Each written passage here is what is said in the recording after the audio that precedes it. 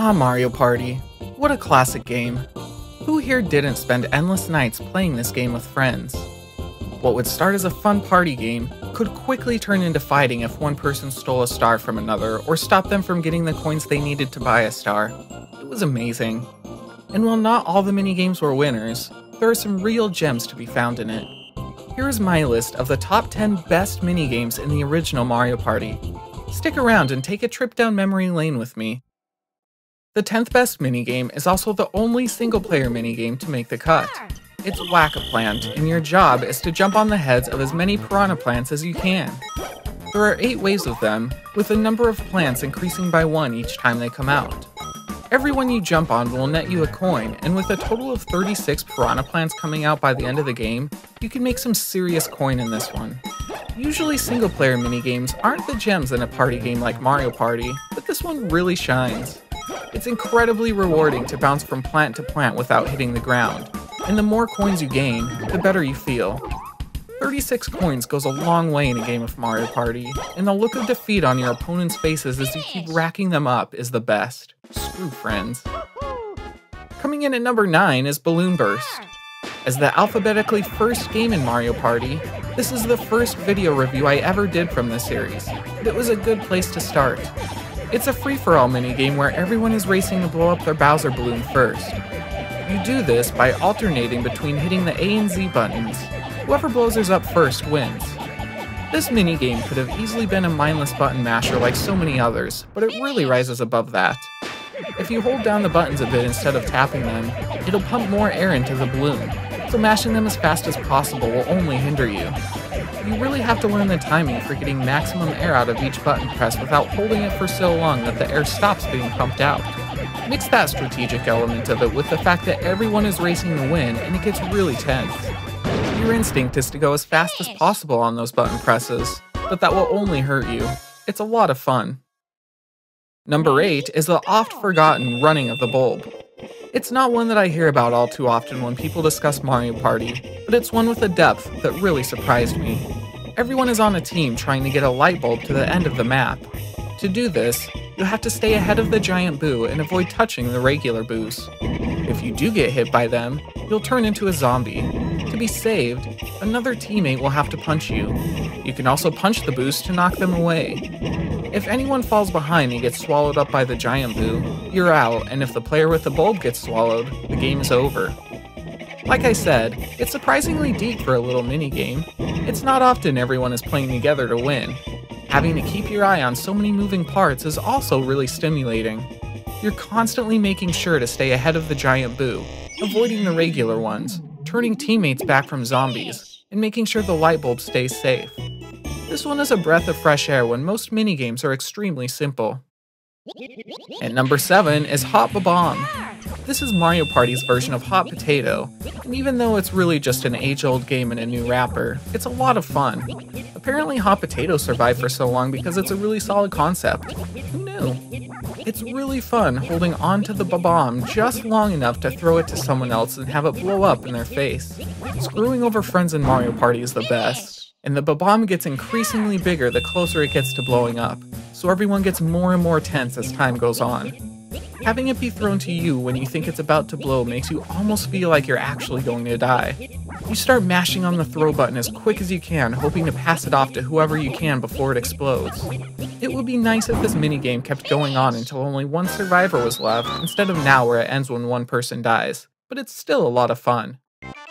Number 6 is Tipsy Turning. What a fun minigame. Your task is to uncover every tile on your board before anyone else by running around to tilt it. Any minigame where you're racing to do something before anyone else does tends to be a lot of fun, and this one is no exception.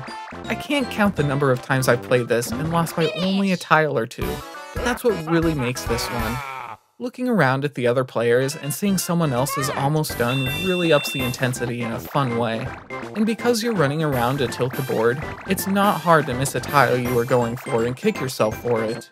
Yeah, sometimes this makes the controls feel less responsive than you would like, but it's not enough to ruin the game, and it just makes it that much more rewarding to win before anyone else does. Okay, we're in the top 5 now. Number 5 is a heavy hitter. It's Bumper Balls. Now, if you would have asked me before I replayed all these minigames what some of my favorites were, Bumper Balls would have surely been up there, maybe even at number 1. It's the one that I probably remember most from the game, at least that I can remember for being fun. Paddle Battle. But after replaying it, it's not perfect. Don't get me wrong, it's still a lot of fun.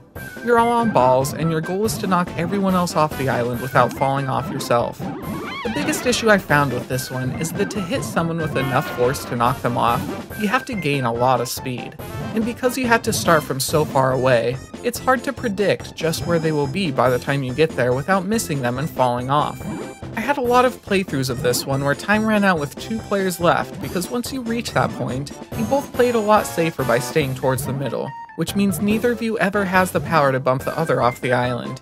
But that's not to say that always happens, and it only makes victory that much sweeter. Falling off by making a dumb mistake sucks, and hitting an opponent just right to knock them off and win the game is amazing fun.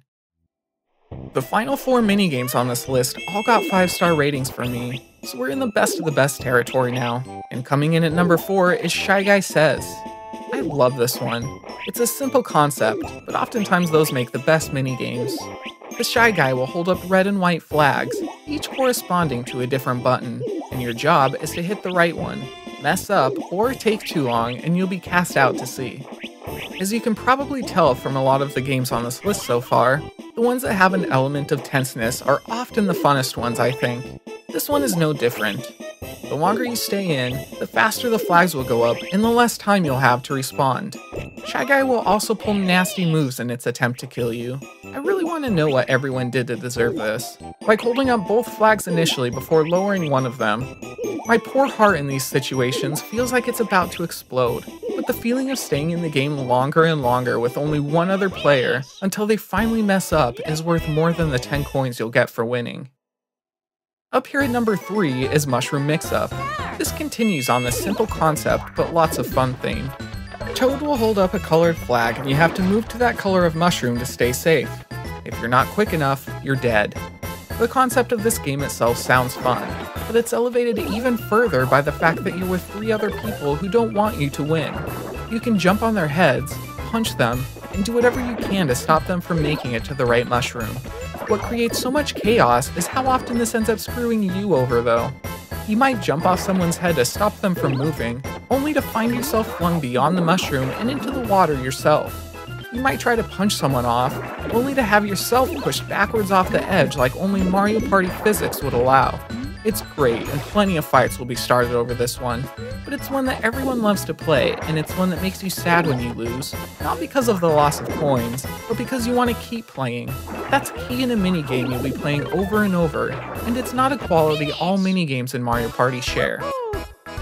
At number 2, we have the second best minigame in Mario Party, Crazy Cutter.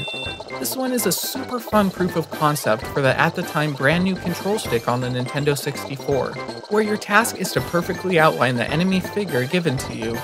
Anyone ending with over 80% accuracy will win the minigame. It sounds simple, but tracing the outline of something while riding a jackhammer is a lot of fun.